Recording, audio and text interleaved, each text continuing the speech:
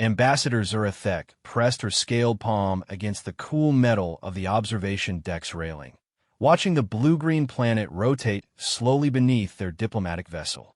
Earth looked peaceful from this distance, its white clouds swirling over vast oceans like silk scarves in a gentle breeze.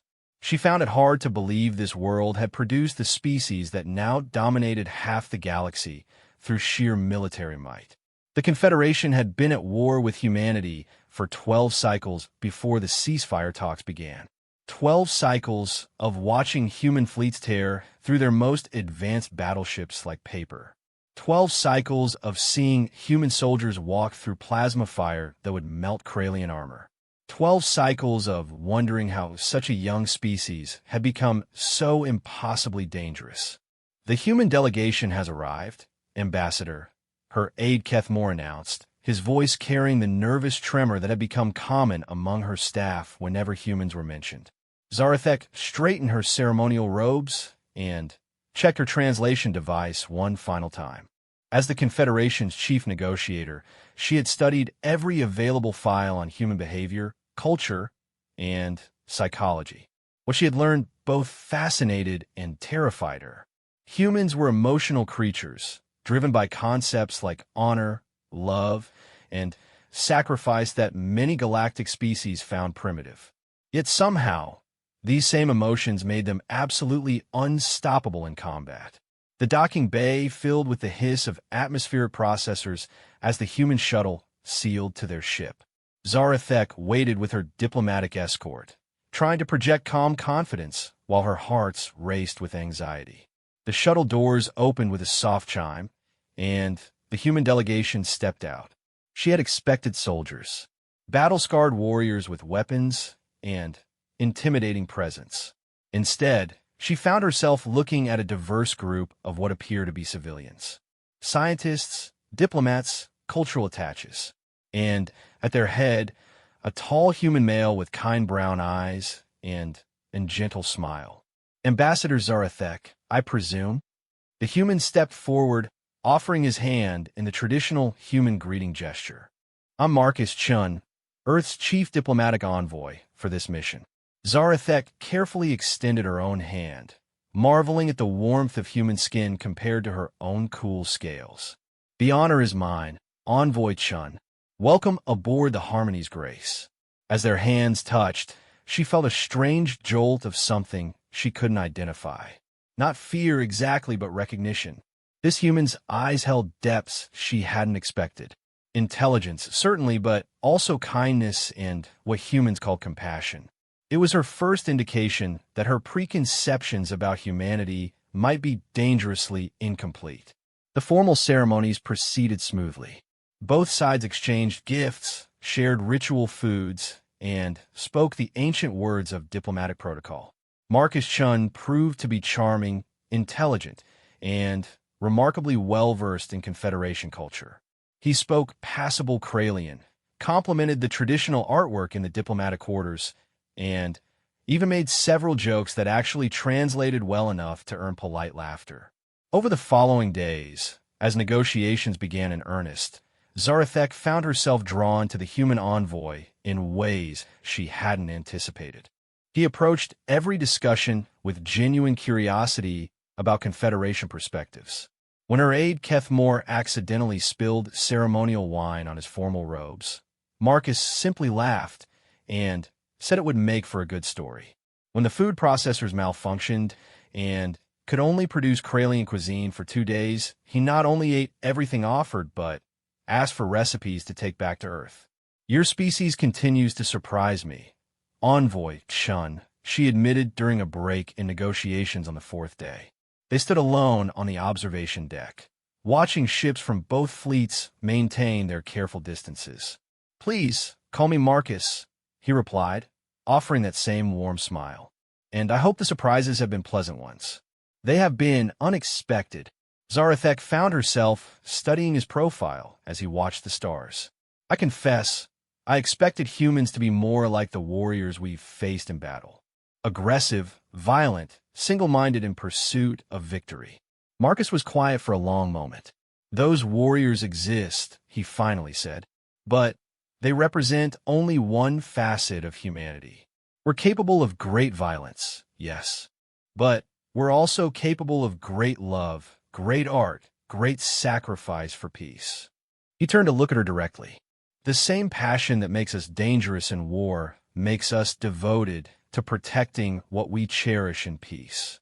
The words sent an unexpected warmth through Zarathek's chest. Over the following weeks, as negotiations continued, she began to understand what he meant. She watched human crew members share their rations with Confederation personnel who struggled with the unfamiliar food. She saw human engineers volunteer their free time to help repair a malfunctioning air recycler in the Kralian quarters. She observed Marcus himself working 20-hour days, not because protocol demanded it, but because he genuinely believed peace was worth any personal sacrifice.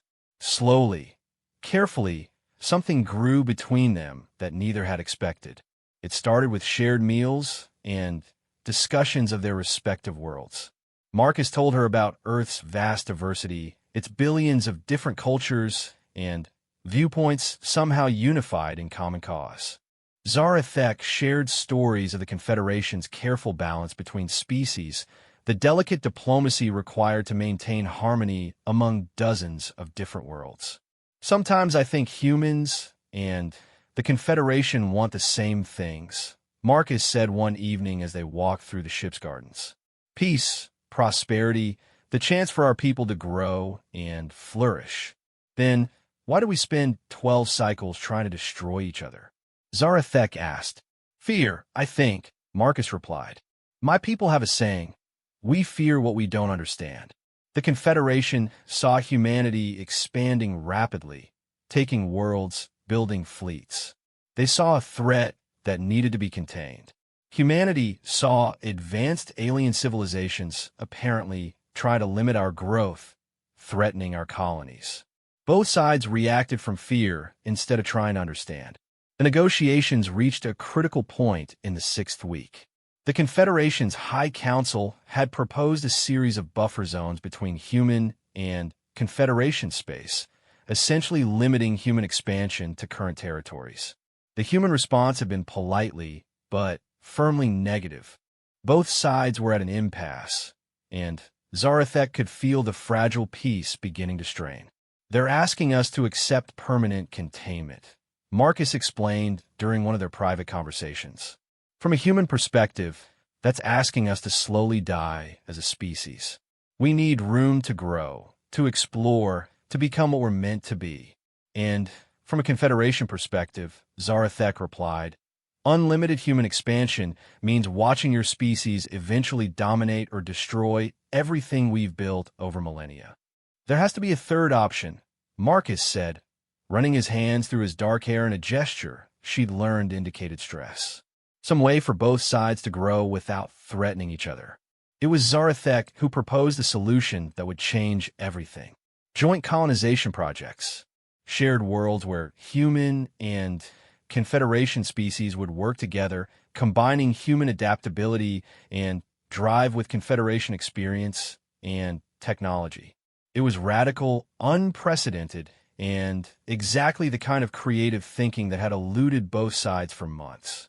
The proposal required extensive negotiations with both governments. Messages flew back and forth across space at faster-than-light speeds. Preliminary agreements were drafted, modified, redrafted. And through it all, Marcus and Zarathek worked side by side, building not just a political framework, but something far more personal. The moment everything changed came during the 9th week.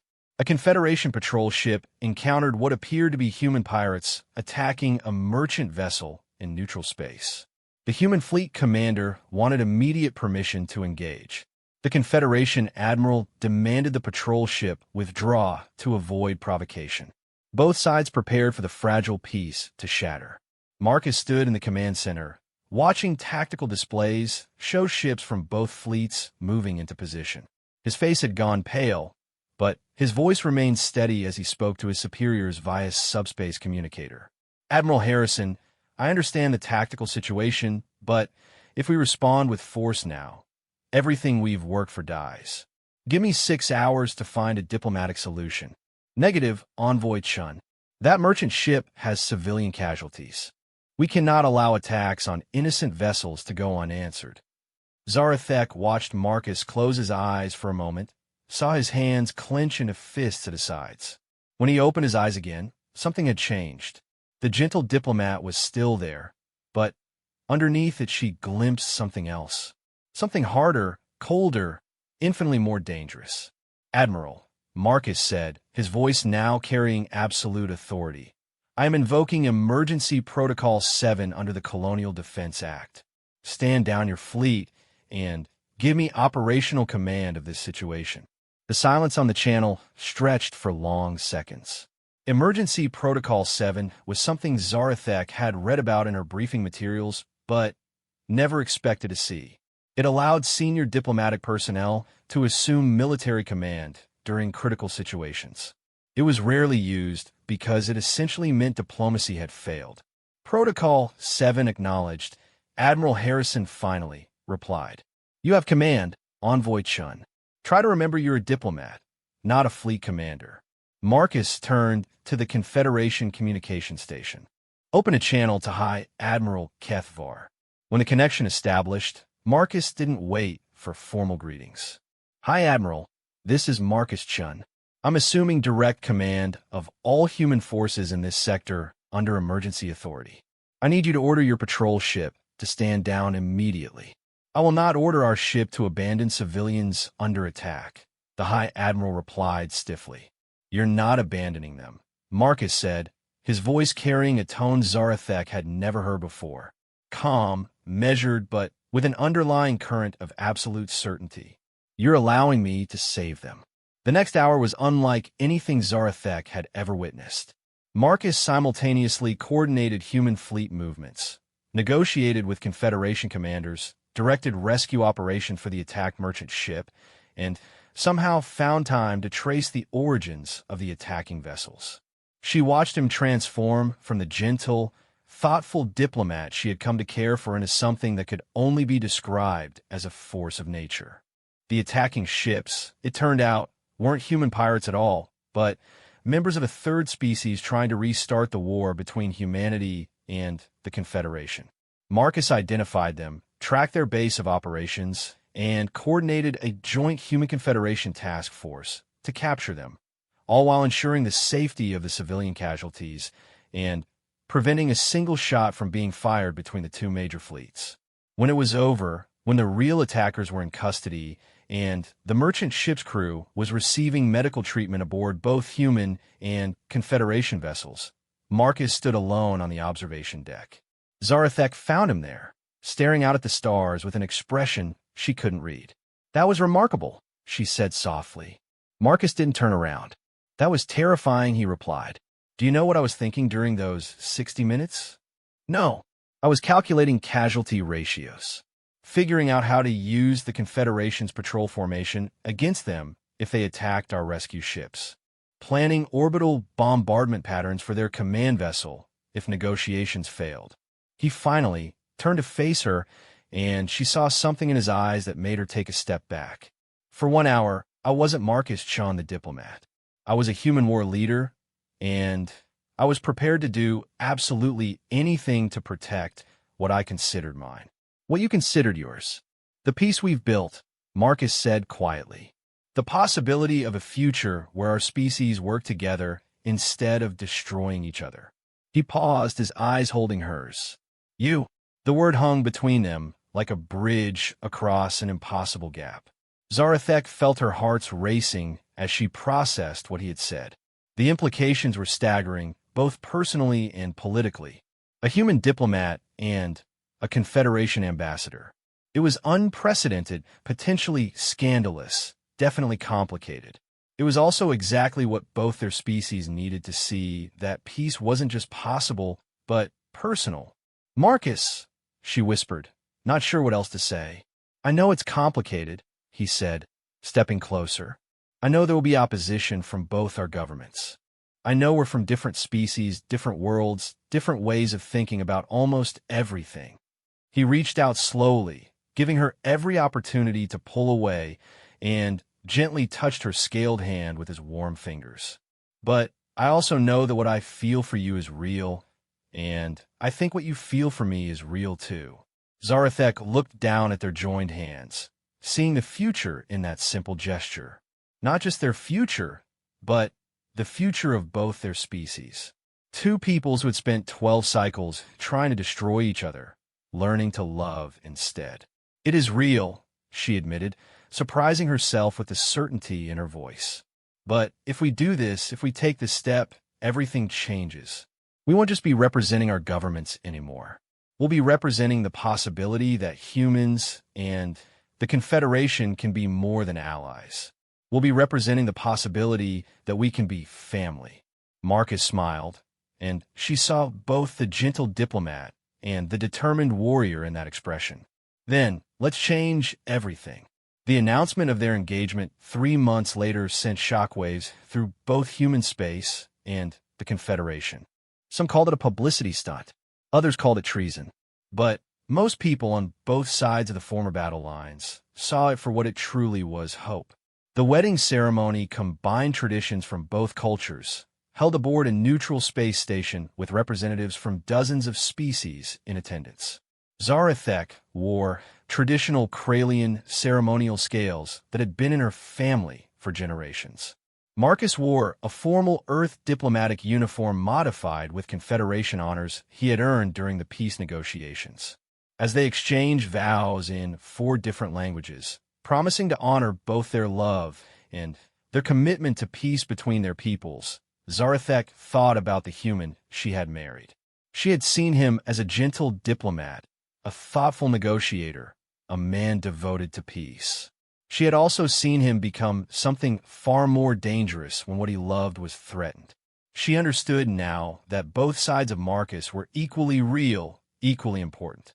The capacity for love and the capacity for war weren't opposites in humans. They were 2 faces of the same passionate intensity that made humanity both wonderful and terrifying. As they sealed their union with a kiss that was broadcast across 2 galaxies, Zarathek whispered a prayer to the ancient spirits of her people. She asked for wisdom to help her husband remain the man she loved. She asked for strength to support him when the gentle diplomat had to step aside for the warrior. Most of all, she prayed that the peace they had built together would last long enough for both their species to learn that love was always stronger than fear.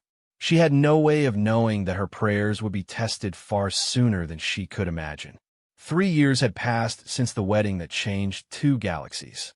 Ambassador Zarathek Chin stood in the command center of New Harmony Station, watching status reports scroll across dozens of screens. The joint Human Confederation colonies were thriving beyond anyone's most optimistic projections.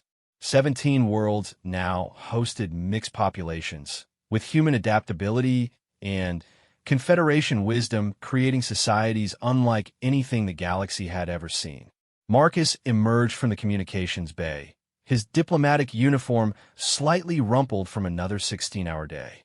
The peace they had built required constant attention, constant negotiation, constant proof that cooperation worked better than conflict. He smiled when he saw her, that same warm expression that had captured her hearts during those first negotiations. The Altarian Council finally approved the joint mining operation on Kepler 442b, he said, moving to stand beside her at the central display. "We should have the first shipments of rare earth minerals heading to both human and Confederation space within 6 months." "That's wonderful news," Zarathek replied, letting her scaled hand find his warm one. Even after 3 years of marriage, the simple contact still sent pleasant warmth through her entire being. "Though I suspect you had to promise them something substantial to get their agreement.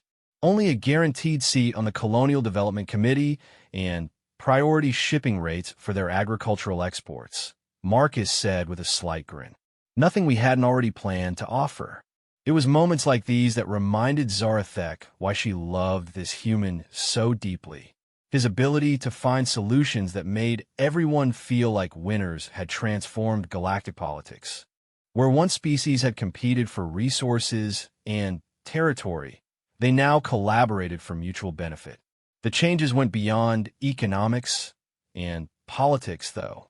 Mixed crews served on ships throughout both human and Confederation space. Cultural exchange programs had introduced human art to species who had never conceived of emotional expression through color and sound. Confederation meditation techniques had reduced stress-related illness in human colonies by 60%. Their own relationship had become a symbol of this new cooperation. They traveled together to diplomatic functions, served as joint ambassadors to new species seeking to join the alliance, and had even co-authored a series of papers on interspecies relations that were now required reading in diplomatic academies across the galaxy. Have you given any more thought to the Terran Defense Council's proposal? Zarathek asked, bringing up a topic they had been carefully avoiding for weeks.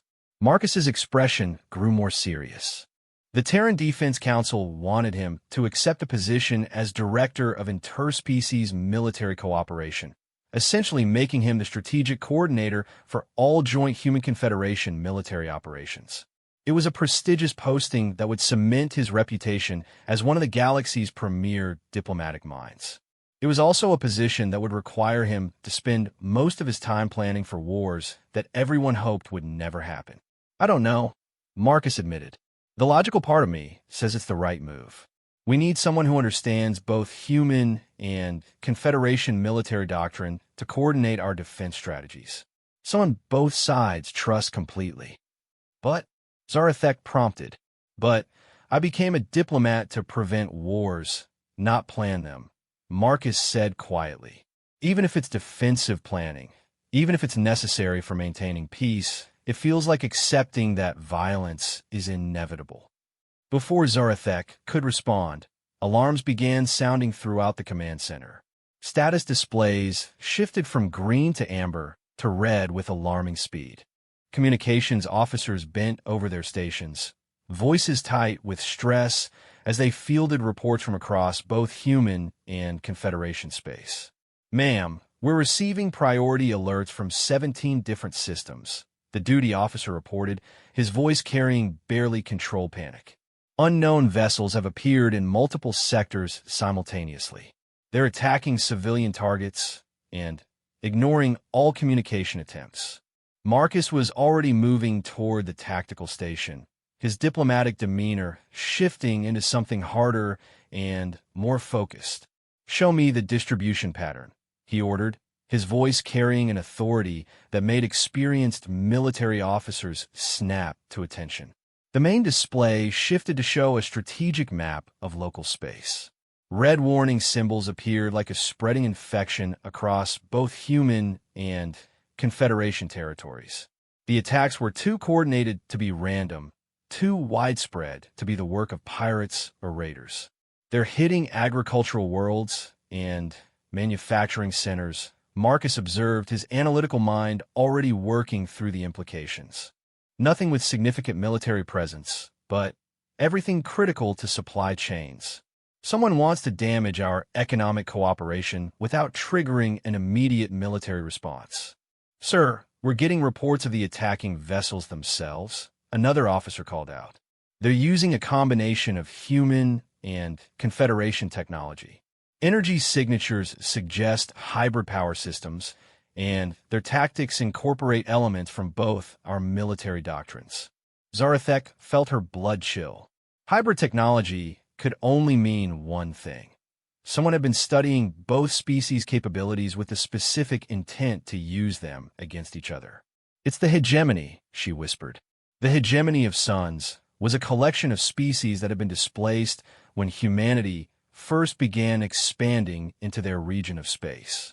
They had been relatively primitive then, lacking faster-than-light travel and advanced weaponry. The Confederation had offered them membership and protection, but the hegemony had refused, choosing instead to nurse their grievances and prepare for revenge. "They've been watching us for 3 years," Marcus said, his voice growing colder with each word. "Learning our tactics, copying our technology, waiting for the perfect moment to strike." He turned to the communication station. "Open channels to Earth Command and Confederation High Fleet. Priority Alpha protocols. The next few minutes were chaos. Reports continued streaming in from attack systems. Casualty estimates climbed into the thousands. Most critically, several of the joint colonies were under direct assault, with mixed human Confederation populations trapped on worlds under bombardment. The hegemony is trying to restart the war, Zarathek realized. They attack using hybrid technology, so both sides suspect the other of betrayal. When we respond defensively, they make sure the responses look like aggression to the other side. It's a good plan, Marcus admitted grimly. But they made one critical error, which is... Marcus looked at her with eyes that no longer held any trace of the gentle diplomat she had married. In their place was something ancient and implacable, something that had been sleeping for 3 years but was now fully awake. They hurt my people, he said quietly. Human, Confederation, mixed colonies, all of them are my people now. And humans have a very specific response to anyone who threatens what they consider family. The transformation was unlike anything Zarathek had witnessed, even during the crisis 3 years ago. Marcus moved through the command center like a force of nature, coordinating responses with multiple fleets simultaneously. He wasn't just giving orders. He was thinking several moves ahead of everyone else, anticipating enemy responses and countering them before they could develop. Admiral Harrison, I need the 7th Fleet to move to these coordinates, Marcus said, highlighting a section of space that appeared empty on all displays. The hegemony's next target will be the Centauri shipyards.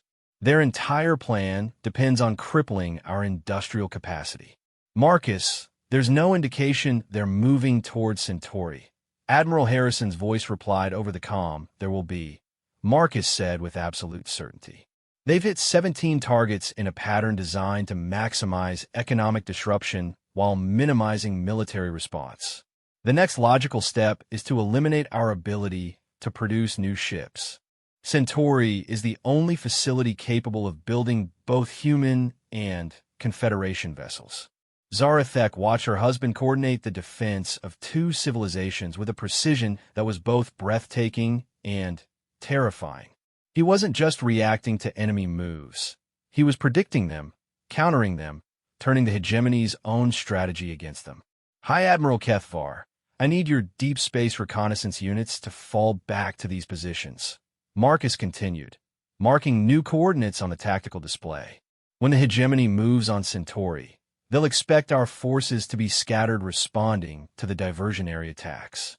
Instead, we'll have concentrated strength exactly where they don't expect it. You're asking me to abandon 3 systems currently under attack, the High Admiral responded stiffly. I'm asking you to trust me, Marcus replied. Those systems are already lost. The hegemony will withdraw from them within 2 hours once they realize we're not taking the bait. But if they succeed in destroying Centauri, we lose the war before it really begins. The argument that followed revealed the strain that 3 years of peace hadn't entirely eliminated. Confederation military leaders still found it difficult to accept strategic direction from a human, even one married to their chief ambassador. Human commanders questioned whether Marcus truly understood Confederation tactical capabilities. Both sides struggled with the idea that defensive planning required accepting some losses to prevent larger ones.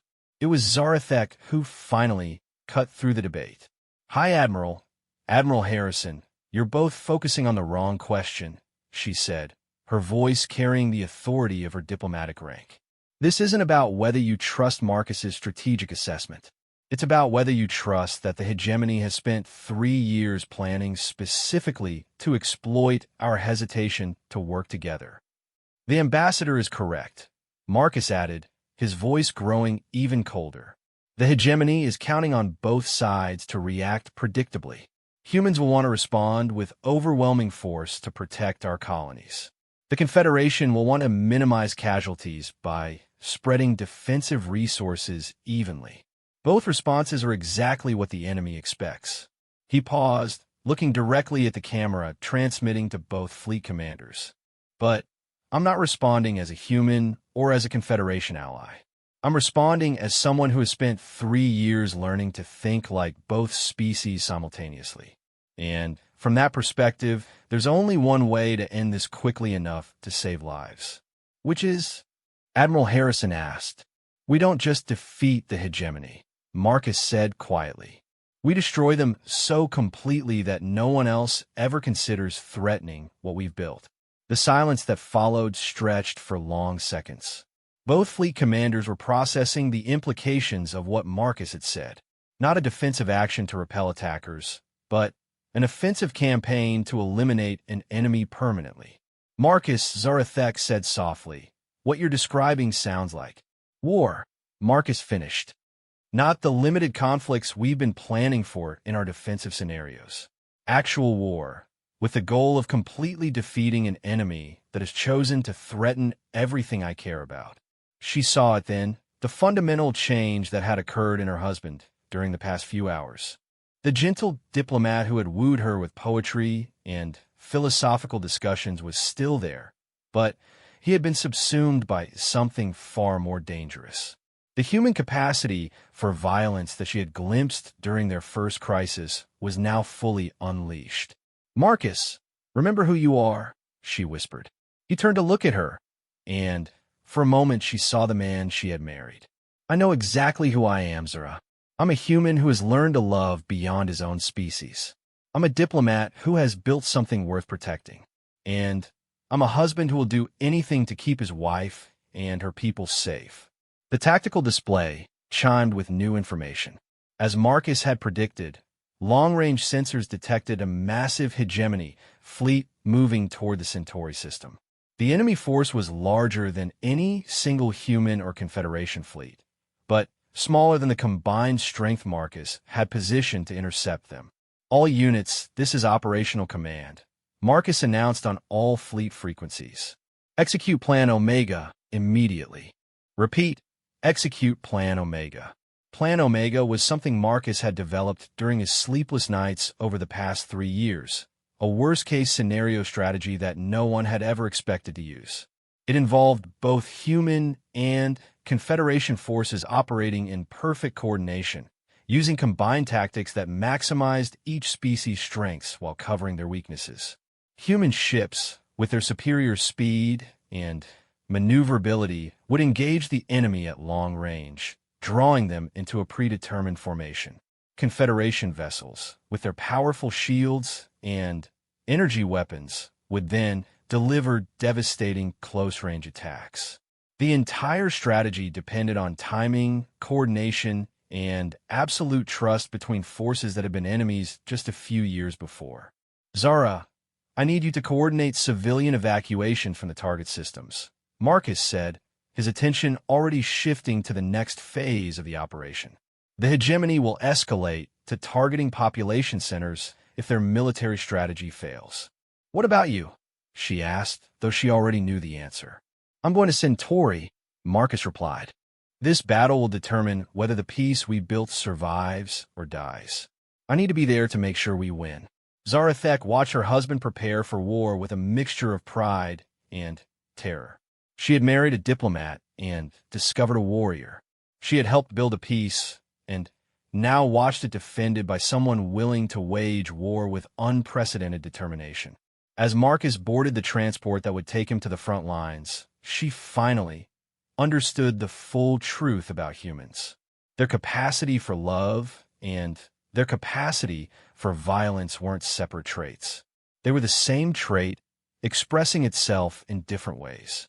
The same passion that made them devoted lovers made them terrifying enemies.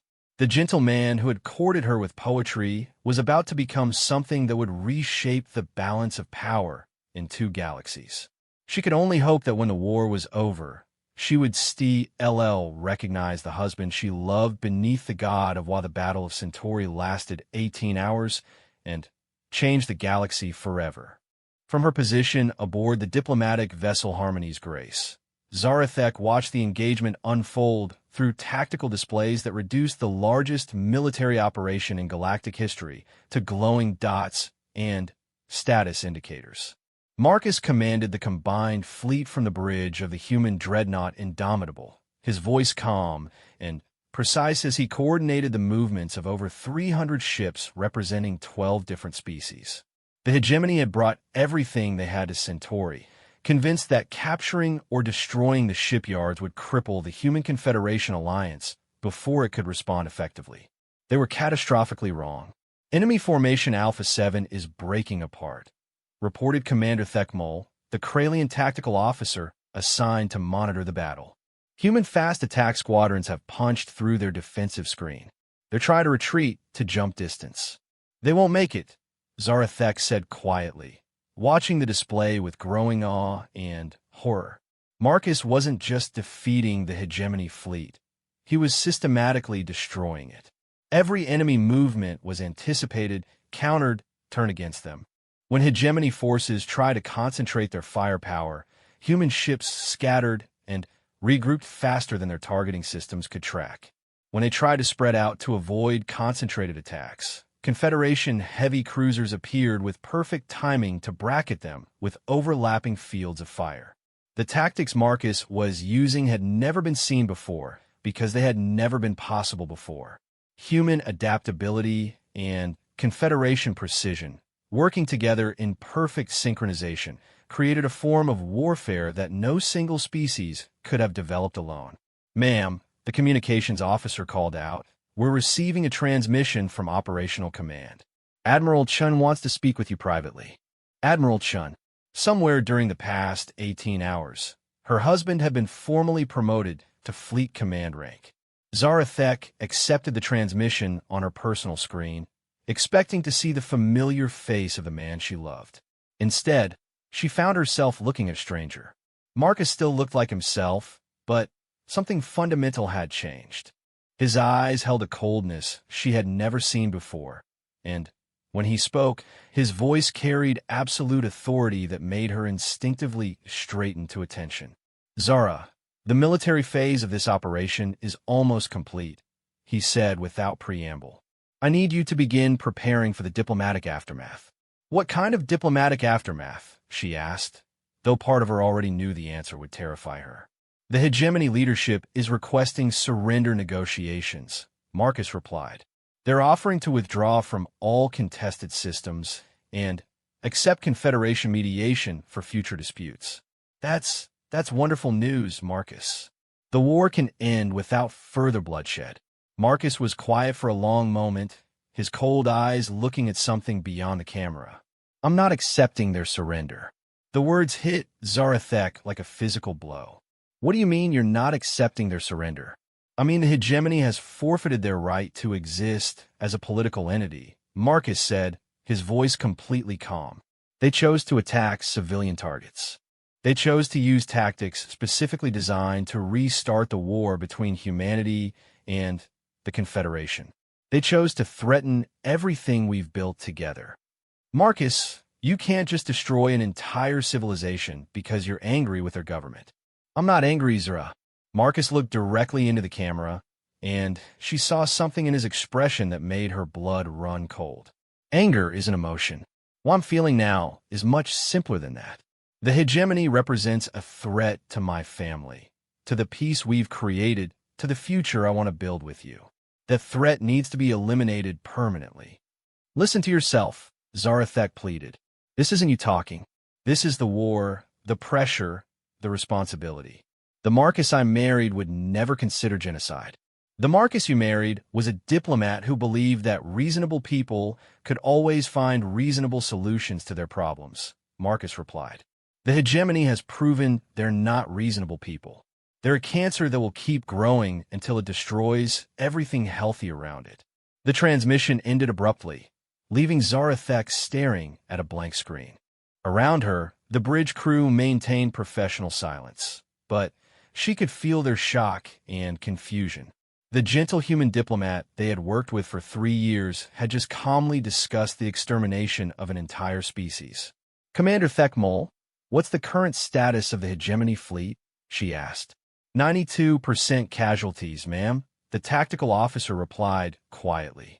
"Admiral Chun has ordered the pursuit of all surviving vessels. Current projections suggest complete enemy fleet destruction within 6 hours." Zarathek closed her eyes, trying to process what her husband had become.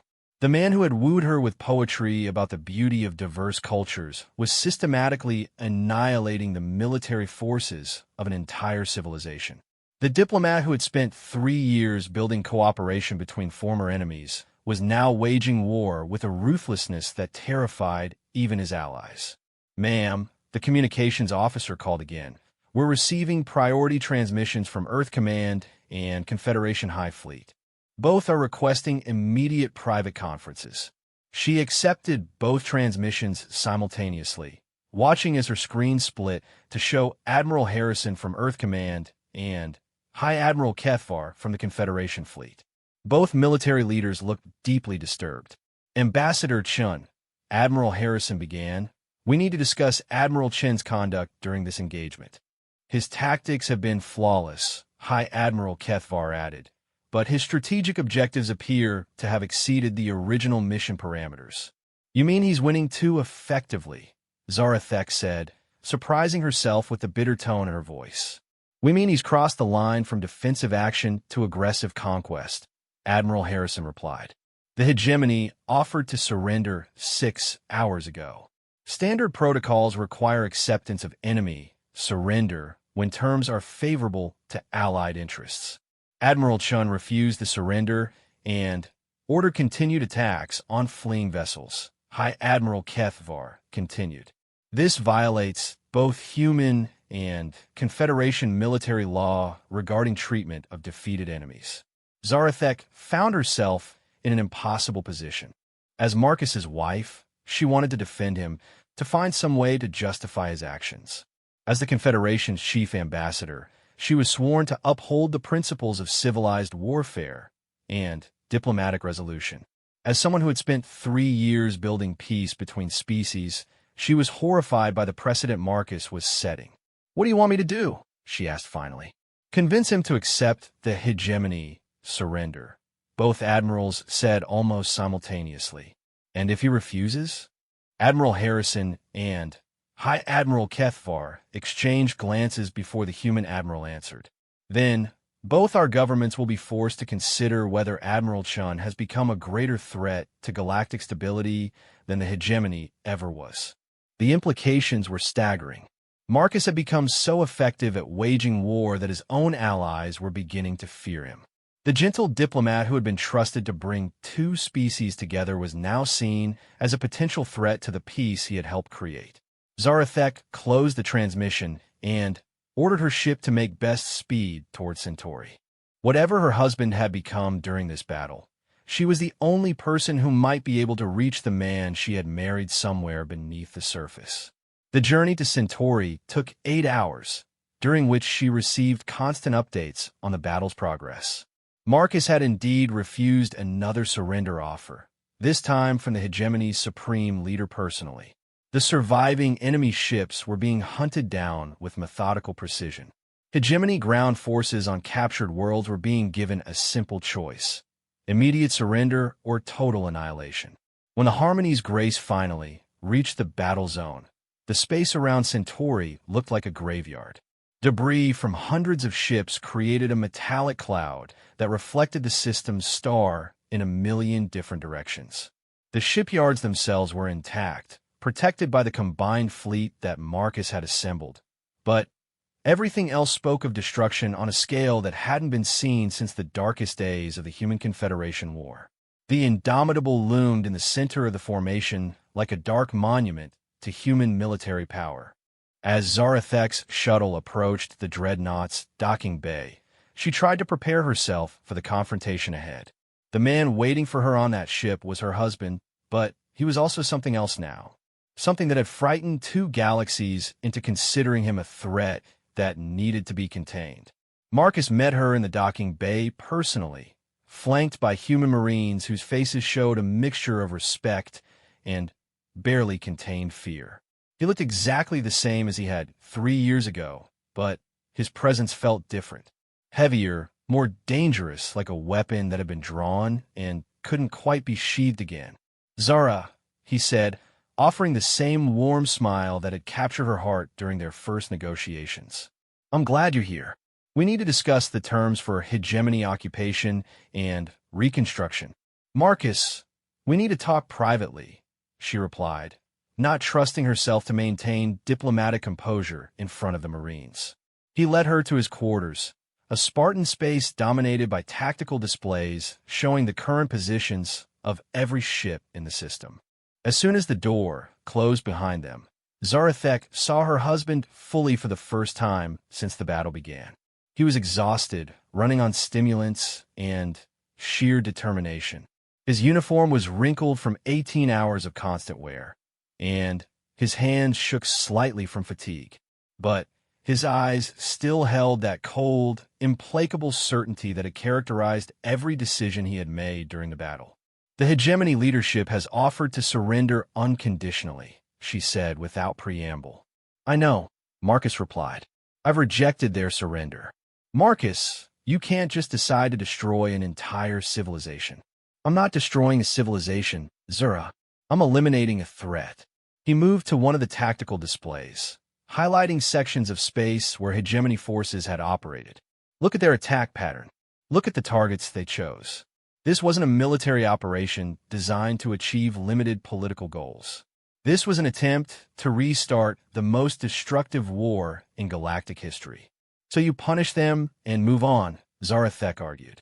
You don't exterminate them. Marcus turned to face her fully, and she saw something in his expression that made her take a step backward. You're thinking like a Confederation diplomat, he said quietly.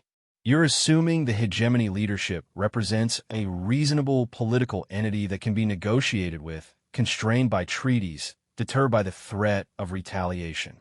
Don't they? No, Marcus said with absolute certainty. They represent a group of species that have spent decades planning revenge against humanity. They've demonstrated their willingness to sacrifice innocent lives to achieve their goals. They've shown they'll use any tactic, no matter how destructive, to hurt what they perceive as their enemies. Marcus moved closer, his voice growing more intense. If I accept their surrender today, what happens in 5 years when they've rebuilt their fleets? What happens in 10 years when they've developed new weapons? What happens in 20 years when they find some other way to threaten the peace we've built? You stop them again, Zarathek said, but even as she spoke, she could hear the uncertainty in her own voice. No, Marcus replied. I stop them now, permanently, so that our children never have to face this choice. Our children. The words slipped out before she could stop them. Marcus went very still. Is there something you need to tell me, Zara? She had been planning to wait until after the crisis was over, until they were both back home and could discuss the future properly.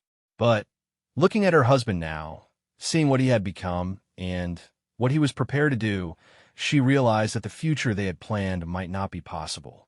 I'm pregnant, she said quietly. The change in Marcus was immediate and complete. The cold, calculating war leader disappeared, replaced by the gentleman she had married. His face went through a dozen different expressions before settling on a joy so pure it made her heart ache. Pregnant, he repeated, as if testing the word. How long have you known? 3 weeks, she admitted. I was waiting for the right time to tell you. Marcus sank into a chair, his hands covering his face. When he looked up again, tears were running down his cheeks. A child, he whispered. Our child. Human and Confederation. The future we've been building made real. For a moment, Zarathek thought she had reached him, that the news of their child had broken through whatever had transformed him during the battle. Then, his expression hardened again, and she realized with growing horror that she had made everything worse. Now do you understand? Marcus asked, his voice carrying a terrible gentleness. Now do you understand why the hegemony can't be allowed to survive? Our child will grow up in the galaxy we shape with our decisions today. I won't let that child live in a galaxy where species like the hegemony are allowed to exist. Marcus, please, Zarathek pleaded. This isn't the way to protect our child. This isn't the way to protect anyone. It's the only way. Marcus replied with absolute conviction. The hegemony chose to threaten my family. They chose to attack the peace we've built.